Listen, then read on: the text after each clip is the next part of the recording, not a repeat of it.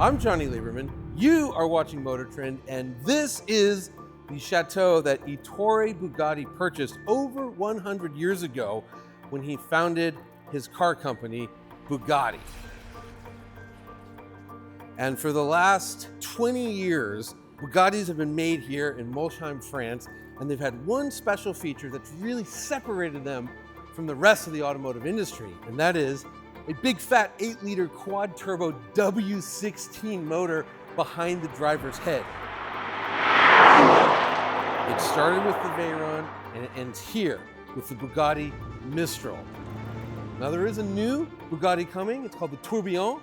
It has a naturally aspirated V16 plus 3 electric motors, but this is the last of the purely mechanical Bugattis.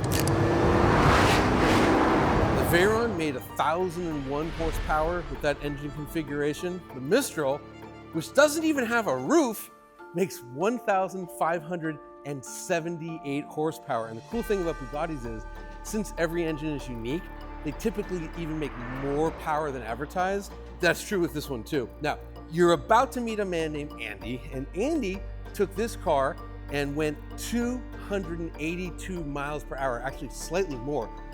282 miles per hour without a roof. This is the literal fastest open top vehicle in the world.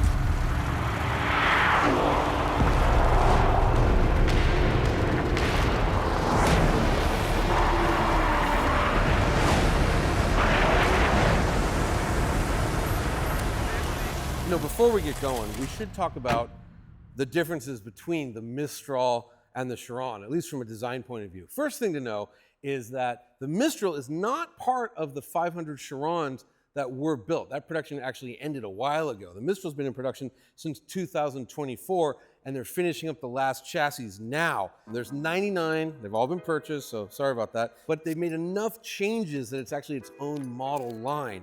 And you know, design-wise, what you can see is right up front, the horseshoe grille, the signature horseshoe grille, they made it wider. And why'd they make it wider? Because you always want to be flowing more air into the radiators, into the vehicle. And you look at this thing, you start to see this holes sort of all over the place. These actually help channel hot air out from under the wheel well.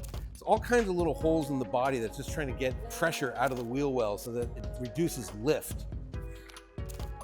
The biggest visual difference, I think, between the Mistral and the Chiron is on the side. That big, usually two-tone color C that kind of is the signature of the Chiron. It's been, well, shrank quite a bit. And you can see that now it's just this little C that's feeding the air intake here. And you can also see the door handle is actually part of the aero package, which is super cool. Out back, you have X-shaped taillights, kind of like the Bugatti Bolide. Not only do they look cool here, but they're quite functional because there's negative space between the various sides of the X that's like letting hot air come off the tires, come off the engine, come off the brakes, stuff like that. Also, one of my favorite parts of this car, besides literally having no roof, is that massive, massive, funky shaped tailpipe. And just one more thing before we get going. Take a look at these intakes here. These are functional air intakes that are pulling in fresh air right past your ear, right into the air boxes, the intake plenums right on top of the engine, and right into the intercoolers, which is super cool. And then the last thing I should point out, because it's really neat, Ettore's brother Rembrandt was a sculptor, and he did this famous elephant reared up on its hind legs sculpture. There's a miniature one stuck in the shifter. And again, you can do whatever you want. And as Akam, the head of design, said, you could do your wife, your kids, your dog, your own elephant. So think about that, huh?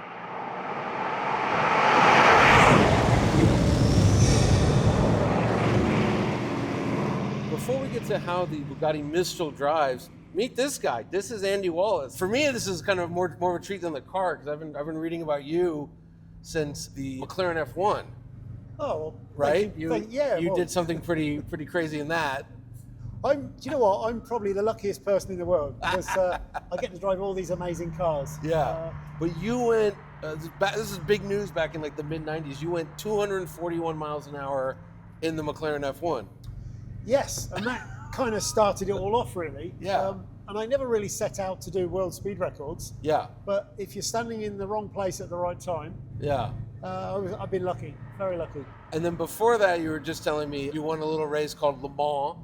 in a silk cut Jag. That's it. And so, but you had a lot of practice before the chicanes on the Mulsanne Straight, going a lot faster, or going faster than 241. Yes, yeah. And back in those days, it was right on the ragged edge for tyres. So it was a very interesting period. And so you were saying you're close to 250 miles an hour on the Mulsanne Straight? Yeah, probably just a little bit shy, but of course it's middle of the night, dark and raining. Yeah. And you're still trying to do those speeds. I was 27 in those days, so very small imagination. Right. Well, anyway, real treat. And you've been kind of sitting passenger for Bugatti kind of since the 16-cylinder came out, right? Yeah, I've been about 15 years with Bugatti, and it's, sometimes sitting in the wrong seat. Yeah. Quite often sitting in the proper seat.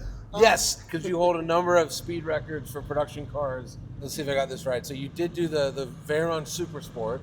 Actually, I didn't do the Veyron. That was my colleague, Pierre-Henri Raffinot. Ah, that's Pierre, okay. We did the Chiron Super Sport 300 Plus. So you went 304 miles an hour. 304.7724. Got to have the 2.4. Yeah, okay. That was back in 2019. Okay. And then recently, last November, in the Mistral, 282.04 miles an hour. In a car just like this with no roof. With the roof off. Exactly. That's wild. I mean, that's just absolutely wild. And we're not going to go 282 miles an hour today, even though we know the car can do it. Thank goodness. But we're on this lovely French country road near the factory in Molsheim. We were talking, and one of the things that never, I think, gets addressed with Bugattis and Chirons and Mistrals and all this is they're really good luxury cars.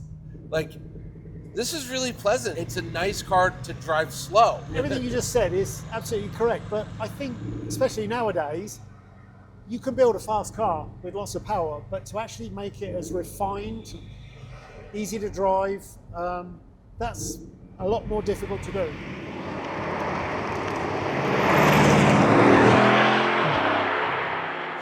Not really getting on it too much, but the craziest thing, and I hope you can hear this, the 8-liter quad-turbo steam plant behind my head is just outrageous. The noises it makes. Especially when those, it's going to be 4 wastegates are dumping out.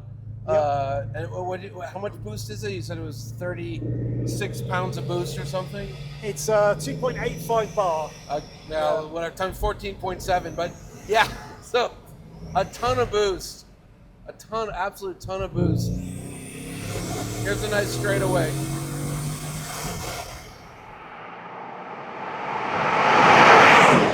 You do have a sensation of speed. It is obviously a ridiculously quick car, but there's more a sensation of like stability and control and smoothness that is absent even from like really quick EVs. They don't have the sophistication in the suspension that this car has. I mean, it's odd. I mean, it really feels like it's tracked. Like roller coasters have that. It is. You're right, and you'll notice there's not much body roll or pitch change. The car feels planted at all times. Also, of course, because of the very high top speeds of all of the Bugattis, the gearing is very long. So there is a potential to have a lot of turbo lag, right? Which could create an issue. So to solve that problem, the turbocharging is in 2 stages, and below 3,800 RPM, 2 are blanked off. So this forces all the exhaust gases through the 2 that are open. Then at 3.8, we crack open the other 2. And the reason that you need 4 is just purely from a volume angle. You're consuming 1,000 litres of air per second for combustion at 7,000 RPM. So I love those numbers. Everything about this car with numbers is crazy. I don't know what 1,000 liters of air is, but it sounds like a lot. It's a lot. Yeah. But the result from that is that actually at 2,250, you can already get full torque, and that holds all the way through to 6,000 RPM. Yeah, and peak torque, by the way, is nearly 1,200 pound-feet. And again, the numbers on this car, 0 to 60 is going to be like low 2 seconds. Quarter mile will be in the 9s probably. Wow.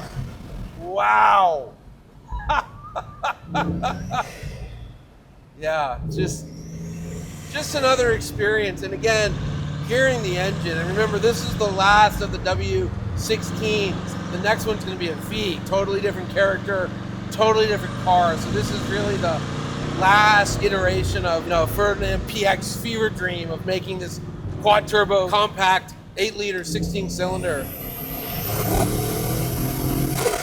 It's really like nothing else. It really is.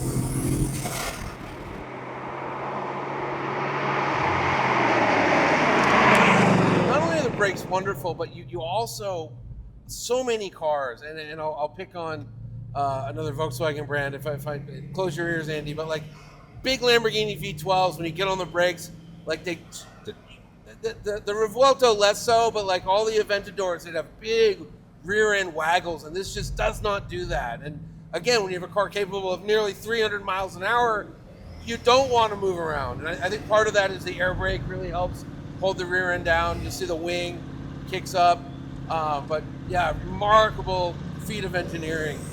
Even from a short time behind the wheel, you're just really aware you're driving something quite different, quite special, and just unique. It really is. There's nothing else like this. With the electrification of the automobile, we're going to find things that are quicker than this, but they're missing that like extra couple layers of varnish, of polish, of just, I don't know. There's a vibe that Bugattis have, and it's part of what we're talking about initially with the luxury component. They're just this all-rounder, and you'll have cars that will just sacrifice everything on the altar of performance, and there really is no sacrifice with this car. All of this that you've been saying about the quality and the refinement and the stability, it all comes from the beginning. You've got to start off with a very, very stiff chassis, and you build it on it from there. And so, I mean, particularly when you've got a roofless car, you have a lot of issues with making the chassis stiff enough. Right. So you need to, that's a fundamental part of the car. And obviously when you don't have a roof, you're losing some structural stability, so you have to stiffen the chassis. Modern cars have gotten so good, you don't get a lot of like cowl shake and body flex, even in roadsters, but this, I mean, it's a carbon tub. I mean, it feels as stiff as anything. And also, I always find like a real stiff chassis really allows the suspension to do its thing. The geometry is kind of more pure.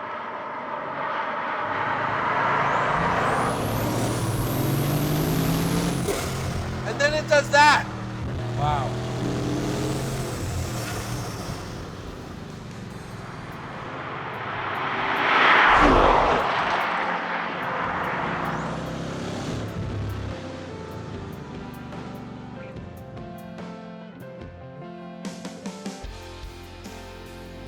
It definitely goes where you put it. Very easy to place.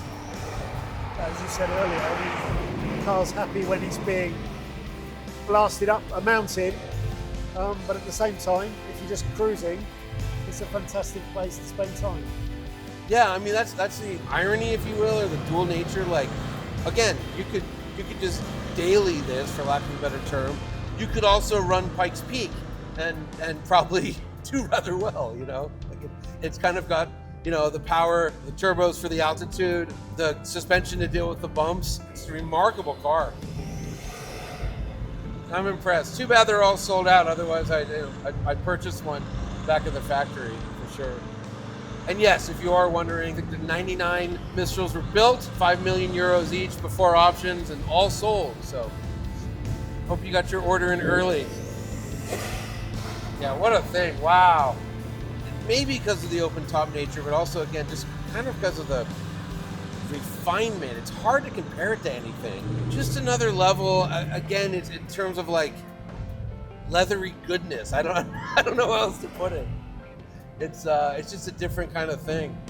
Yeah, I think also it's just how it makes you feel when you drive the car. It's an event. Yeah, makes me feel like about $5.5 million, based on the exchange rate.